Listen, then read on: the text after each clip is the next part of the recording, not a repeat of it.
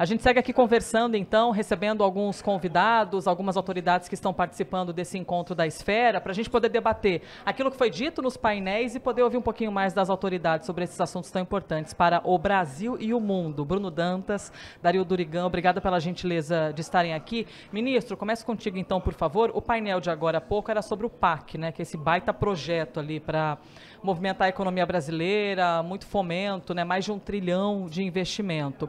Eu quero te ouvir sobre a importância de uma medida como essa, para que a gente possa olhar diferentes setores da sociedade, né, e ver que esses diferentes setores podem ser contemplados com esses grandes investimentos.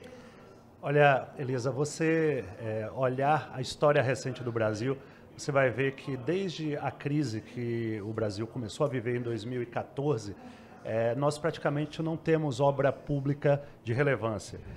Isso fez com que um tribunal como o nosso, o TCU, que fundamentalmente fiscaliza os atos de governo, nós não tivéssemos grandes auditorias, porque não havia grandes obras públicas. Evidentemente que o Estado tem um papel estruturante. Neste ano, o governo conseguiu, a partir da PEC da transição, alocar recursos para fazer obras importantes, Ministério dos Transportes, Ministério dos Portos e Aeroportos, outros Ministérios de Desenvolvimento Regional.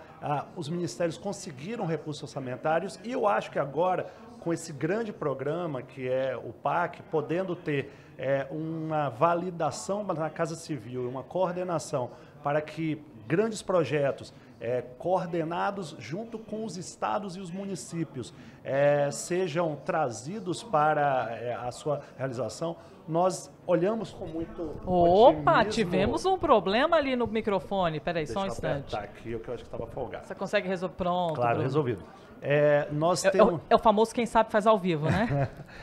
Nós estamos participando, desde quando o PAC começou a ser esboçado, das reuniões com a Casa Civil, e agora nós vamos ter um comitê de auditores que vão acompanhar os trabalhos também do comitê do PAC, que vai ali gerir esses grandes projetos. Então, a nossa ideia é atuar em parceria com o governo. Nós sabemos que não é possível renunciar ao papel de fiscalização, quando erros são encontrados, precisam ser corrigidos, mas, sobretudo, nós temos um papel pedagógico, que é agir para que erros não sejam cometidos. O TCU tem um histórico muito grande, muito bom de parceria com a administração pública, e nós achamos que podemos colocar esse histórico a serviço da sociedade nesse momento em que um novo PAC está sendo lançado. É interessante ouvir isso, comitê de auditores, né? Porque eu imagino que os brasileiros se sintam em parte representados. Puxa vida, temos ali, né, um poder observacional, temos ali os auditores acompanhando todas essas medidas para que o dinheiro brasileiro seja bem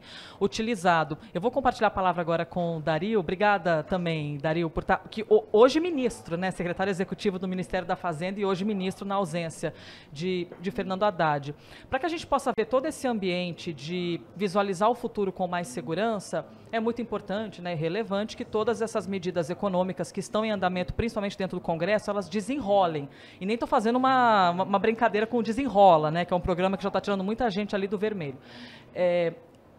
Como é que você avaliaria o cenário neste momento, né, daquilo que vocês têm podido fazer dentro do Congresso e todos os trâmites, né, para desenrolar assuntos tão importantes para o Brasil economicamente?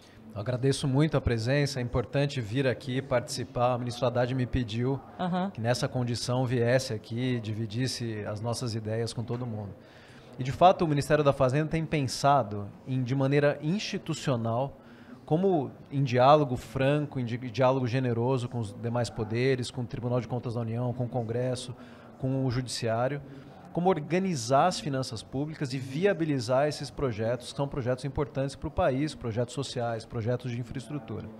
O arcabouço fiscal, ele dá aqui a receita do bolo.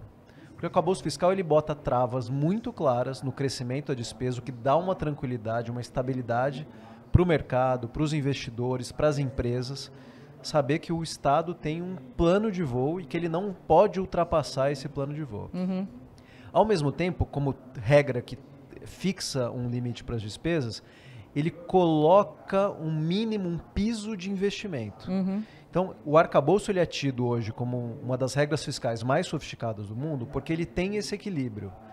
não é uma peça de ficção como a gente já viu no passado. Ele tem um teto que vai fixar e vai dar estabilidade para o investidor, para a trajetória da dívida do Estado, para o Banco Central, que define a política monetária. A gente já vai vendo a taxa de juros caminhar, empinar para baixo, para ter uma redução, mas a gente tem um piso de investimento. Esse piso de investimento, ele deve viabilizar uma nova matriz de investimento no Brasil.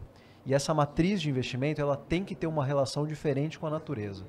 Por isso que o PAC é um PAC verde, por isso que a transição ecológica, ela inclusive o ministro tem dito, é um plano de desenvolvimento econômico para o país. Então, a ideia é que a gente faça investimentos, atraia recursos do exterior, com uma agenda muito clara, muito transparente, divulgada com o Congresso, com a sociedade civil, pactuada, não é uma agenda de puro sangue do Ministério da Fazenda, é uma agenda do Brasil, é uma agenda do Tribunal de Contas da União, do Congresso Nacional, do Judiciário, do setor privado. É preciso reconstruir o Brasil nesses termos. Eu já quero aproveitar e fazer-te uma pergunta, e aí na sequência compartilho contigo também, ministro. Aliás, eu estou chamando de você, porque são jovens, né? Mas substituo todos os vocês aqui por senhores, tá bom? Para gentileza. Secretário e ministro Dario, a Fazenda, nesse momento, ainda mais no começo de gestão, ela acaba sendo um menino dos olhos de um governo que está todo mundo querendo saber, ok, de que maneira vocês vão se estruturar para poder trazer confiabilidade, para poder trazer segurança para os investimentos internos e externos. E muito debate-se aqui no evento também, como você conseguir bancar todas essas contas e também de onde você vai conseguir tirar a receita para tudo isso e o debate em cima de haver ou não mais ou menos taxação. De que maneira vocês pretendem, então, desenvolver esse assunto nos próximos dias e bater o martelo com o Congresso para decidir, ok, vamos ter um planejamento, de onde vamos tirar o dinheiro? Como é que vocês pretendem viabilizar esse assunto com o Congresso nos próximos dias? É isso mesmo. O novo arcabouço fiscal foi aprovado essa semana no Congresso Nacional, na Câmara, né? Ele voltou do Senado para a Câmara. No começo da próxima semana, o governo sanciona o arcabouço fiscal, antes do envio, por prazo constitucional, do PILOA, que é o projeto de lei orçamentária, para o ano de 2024. Então, no começo da semana tem a sanção do arcabouço fiscal. Na quinta-feira, por prazo constitucional, tem um envio do projeto de lei orçamentária para o Congresso Nacional, já sob as regras do arcabouço fiscal que vai ser aprovado antes. Quinta-feira da próxima semana, que é o dia 31 de agosto, salvo engano. Na peça orçamentária, o governo ele prevê despesas e receitas. Essas despesas e receitas, elas estão equilibradas na peça orçamentária que está sendo enviada para o Congresso. Elas têm a mesma latitude, vamos dizer assim, elas têm o mesmo quilate. Então a gente está prevendo um déficit zero, olhando para a despesa com um olhar crítico, né, do gasto público, com escrutínio. O Ministério do Planejamento criou uma secretaria do Sérgio Firpo, meu colega, que tem dialogado para aprimorar o gasto público. Isso olhando com escrutínio, com criticidade para a despesa. De outro lado, o Ministério da Fazenda tem feito um trabalho grande para recompor as receitas. Exato. Um Estado só funciona com receitas. É importante que a gente tenha as receitas. Evidentemente que tem que ter um limite, que isso tem que ser equilibrado, dialogado, não onere, né, de maneira muito desproporcional o setor privado. Mas esse equilíbrio ele vai se mostrar na semana que vem, na entrega ao Congresso do projeto de lei orçamentária, já sob a égide do arcabouço fiscal.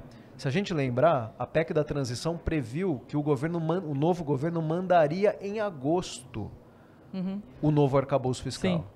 O que está acontecendo? A gente está aprovando, sancionando em agosto o arcabouço fiscal.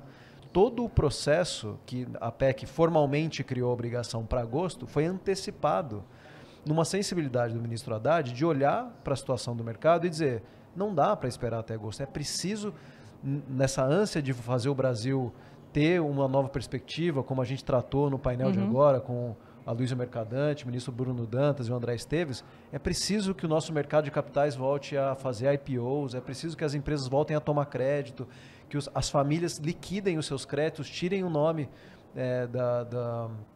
da negativação. E para isso tudo acontecer, a gente precisa antecipar o processo no governo. Então nós estamos sancionando em agosto algo que a Constituição nos pedia que fosse proposto em agosto. Então a gente vai já trabalhar com antecedência e a gente segue nessa toada. O segundo semestre a gente também já aproveita e antecipa coisas do ano que vem, em termos de recomposição da receita, mas sempre com muito diálogo, muita negociação com o Congresso. e acredito que é assim que a gente vai seguir. Fantástico, torcemos por isso. Ministro, trazendo aqui o olhar do Tribunal de Contas da União e fazendo-lhe a última pergunta, porque o nosso tempo está... Eu fico olhando para vocês para disfarçar que eu não estou olhando para os assessores, mas última pergunta, prometo. De que maneira o Tribunal de Contas ele vai continuar sendo esse olhar fiscalizador da população, né, para que nós vejamos um Brasil que consiga ser sustentável do ponto de vista de onde vamos investir, mas que os brasileiros também tenham a sensação de, puxa vida, estou vendo esse barco navegar em água mansa, né? De que maneira o TCU pretende nos próximos anos permanecer sendo esse olhar? Elisa, você me deu a chance de falar uma das coisas que eu mais gosto de dizer quando falo publicamente. O TCU tem hoje 1.500 auditores federais de controle externo. São profissionais altamente capacitados, recrutados por concurso público, um dos concursos mais difíceis do Brasil, profissionais bem remunerados, mas pelo volume de atos do governo que são praticados todos os dias, é evidente que 1.500 pessoas não é suficiente. Sim. Então, nós elegemos alguns critérios para fazer as nossas fiscalizações, as nossas auditorias, que são critérios de materialidade, ou seja, volume de recursos públicos, risco, ou seja, instituições que têm baixa governança, instituições que estão mais expostas à corrupção, em que as decisões impactam uma quantidade grande de gente, e também relevância, ou seja, qual é o alcance social daquela política, qual é o alcance social da atuação daquele órgão público. Então, são três os critérios que nós usamos, né? Materialidade, relevância e risco. E nós sabemos que nós não temos como cobrir tudo. No que nós apostamos muito? Na transparência. Porque nós acreditamos firmemente que quando o TCU induz o governo federal a se abrir mais, a dar transparência ativa e não apenas aquela resposta quando alguém pergunta, que tenham portais da transparência, que mostre quanto cada despesa está impactando o orçamento, nós podemos ter não 1.500 auditores, mas 207 milhões de auditores, porque nós damos instrumentos para que cada brasileiro seja um auditor do TCU. Eu acredito muito em ferramentas de participação social. Recentemente eu estive no Peru, só para fechar isso. Adoramos saber. E o Peru tem um dos projetos mais bacanas de participação social junto com o TCU deles, que é a Controladoria Geral da Nação. Eles instalaram, nos tablets que foram distribuídos aos alunos da rede pública durante a pandemia, eles instalaram um aplicativo da Controladoria em que semanalmente a Controladoria manda quiz para as crianças e elas respondem. Veja, crianças. E aí a criança é perguntada, tem merenda escolar? O professor está vindo para a sala de aula? Os horários estão sendo respeitados? E criança não mente, né? E criança não mente, exatamente. E aí, a partir daquilo, acende um red flag lá no monitor da controladoria e eles mandam, quando há necessidade, mandam uma equipe lá fazer uma fiscalização in loco para ver se aquilo que foi identificado pelo aplicativo está realmente confirmado na realidade. Isso é insumo para fiscalizações. Então a gente está desenvolvendo algumas, eu agora acabei de contratar, na verdade lançar um edital para a contratação de startups que consigam manejar o conjunto de dados que o TCU tem e desenvolver sistemas eletrônicos que nos permitam olhar com mais profundidade para os atos do governo e levar isso para a população. Eu acho que eu acredito muito nisso, na transparência e principalmente na tecnologia. Acho que esses são os dois pilares que a gente tem para dar ao cidadão a tranquilidade de que o maior órgão de fiscalização do país está atento às suas demandas.